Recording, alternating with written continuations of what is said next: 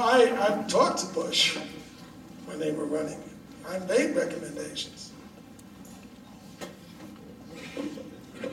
And they're not the only ones, so I'm tired now. I have written The Art of Political War for Tea Parties, which I'm sorry my office didn't send, but if the organization wants copies, just ask for it. Next one. You were known as a liberal in the 60s. Actually, I'm going to correct that. I was never a liberal. I will never be. I'm a liberal now. I'm correcting it. I believe in two sides to a conversation where you listen politely to the other side. Or if you're repeating somebody's argument, you do it in a fair way, particularly if you're a teacher. What was the number one reason you became a conservative? And I'm going to add, was it a lot of things? Okay. No.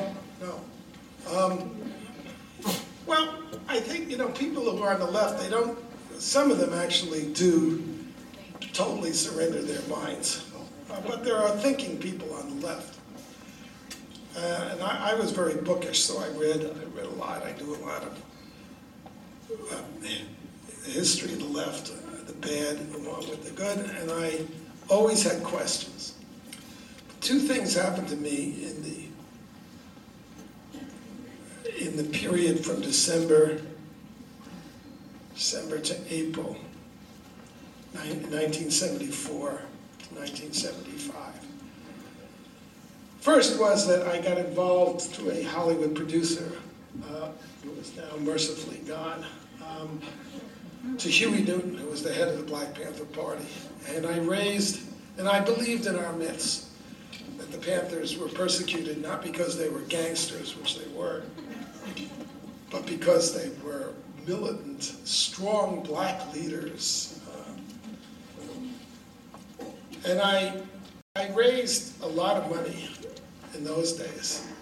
Well, it was over $100,000. And I bought a Baptist church on East 14th Street, between 60th and 61st in Oakland. It had 35 classrooms. And it was a white church that had been overtaken by the black community around it. There were no whites there anymore. And I'll never forget this is one of the terrible things I did. The minister, when I gave him a $63,000 check for the down payment, he said, I called it the Educational Opportunities Corporation that I created. He said to me, I hope you're not going to turn this over to the black Muslims or the Black Panther Party. Anyway, I did. And then I was foolish enough to think that they had to observe the law. If you are black and you are on the left, as Jesse Jackson and Al Sharpton are both testaments to, you don't have to observe the law. They're never going to go after you. I have a 501c3, and if I ran it the way Jesse Jackson runs Operation Push, I would be in jail. So I got a bookkeeper. I recruited my bookkeeper at Rampart. I was editing the largest magazine in the left. A woman named Betty Van Patter, who was 42 at the time, and had 3 children, one of whom worked for me, to do the bookkeeping for the school. And on December 17th, 1974, Betty disappeared from a bar in Berkeley. She was escorted out by a black male who gave her a note suggesting it was an organization. And the police found her body 5 weeks later, on the 13th of February, in San Francisco Bay. It was floating off by Foster City. And I knew by then, I had been visited by the police, and I knew a lot of the details of her disappearance. I knew the Panthers had killed her. And then I saw all my friends protect her. And My partner, I had 4 children. I was living right next door to Oakland, and Elaine Brown, who now tours American, well, not only she toured American campuses, they gave her $10,000 at Pepperdine, courtesy of the Irvine Foundation, which is a Republican foundation. Elaine Brown was the one who killed her. She threatened my life. My writing partner, Peter Collier, went to KPIX, and I forget the name of the woman. She had won a Pulitzer Prize, a white reporter, and told her the story. And she said, we won't touch that unless the black reporters do it. And of course, they never did. And that year, 1975, was also the year that America was forced to betray our allies in Vietnam by the American left. To never call them anti-war. There is no anti-war movement in America. There was no anti-war movement around the Iraq War. If it had been an anti-war movement, you think there might have been one demonstration in front of the Iraqi embassy to get Saddam Hussein to obey the 16 UN Security Council resolutions. There wasn't any. These are communists, and they hate this country, and they hate you. And there are plenty of well-meaning people who don't have their wits about them, who are part of the demonstrations. But the leadership of all these demonstrations are dedicated, hardcore, communist haters of America. Don't ever forget that. That's the reality. I've dedicated a whole website, discoverthenetworks.org. It's an encyclopedia of the left to exposing these people. Anyway. Now, you were invaded by some of them. That lunatic Medea Benjamin's organization, Code Pink, is a communist organization. So, when I saw, what did I see happening in Vietnam? Everything that we had said turned out to be wrong, and everything that Nixon and our enemies said turned out to be right. We said there wouldn't be a bloodbath. You can see, I mean, during the Kerry campaign, they ran the Dick Cavett show where John O'Neill, who's on my board, was a young military person who debated John Kerry. And Kerry and John O'Neill said, this is in 1972 or something, 3, if America withdraws from Vietnam, they'll murder 100,000 people. Of course, it was 2.5 million. And Kerry says, oh no, it'll only be 5,000. And basically, they will have deserved it. In war, there's always people who,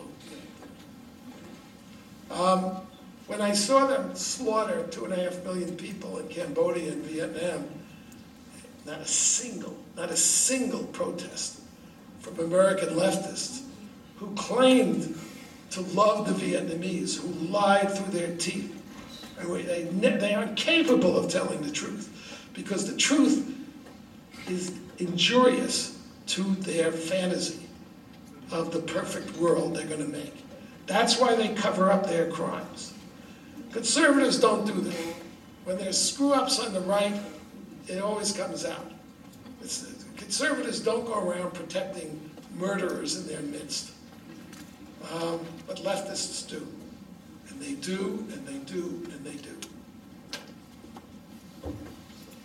How do we deal with college professors brainwashing the younger generation?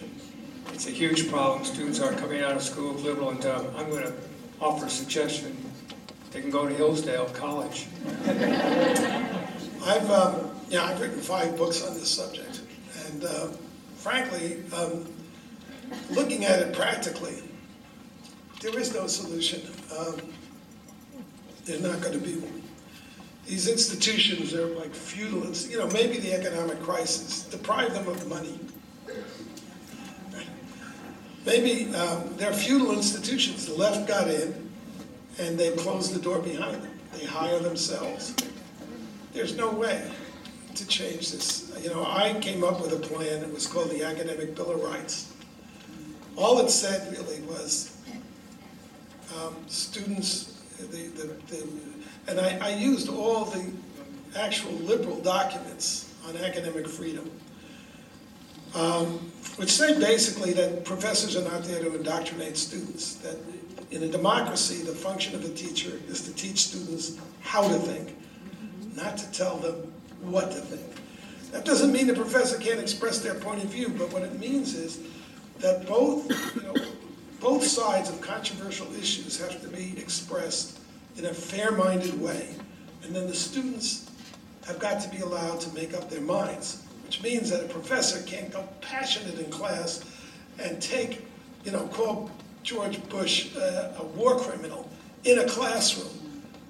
Prevents the conservative students from feeling that there's any kind of fairness in the room, and they'll keep their views to themselves, and they'll be deprived of anything the teacher could contribute. Well, this is very simple. It was very liberal.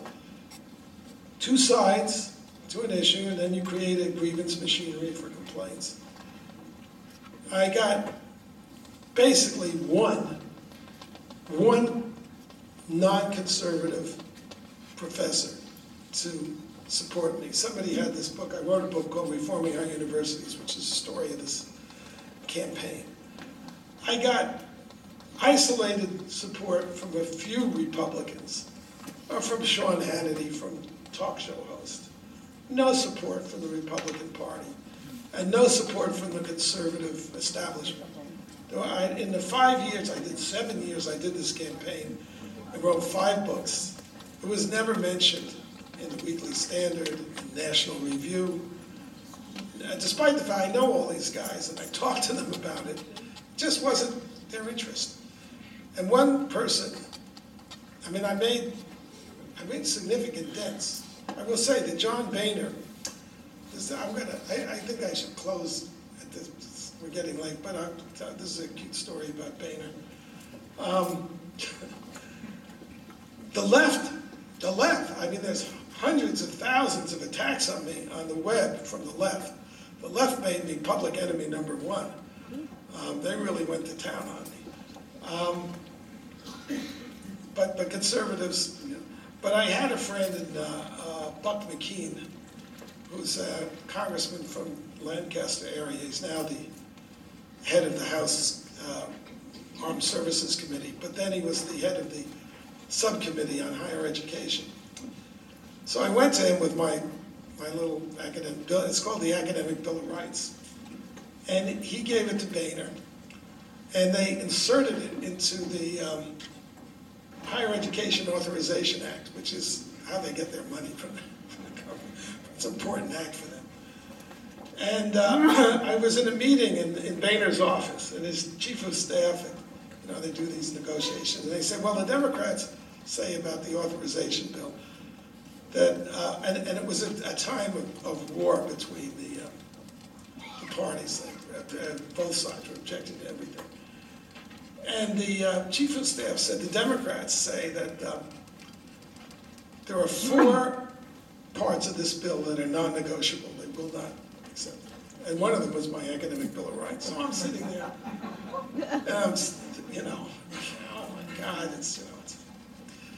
I forget my own principles that this money is very destructive. But billions of dollars, suppose one kid doesn't get a scholarship. So I said to Boehner, well, I said, what the Democrats, I don't want to cause problems for the Republicans. If, the bill can wait a year.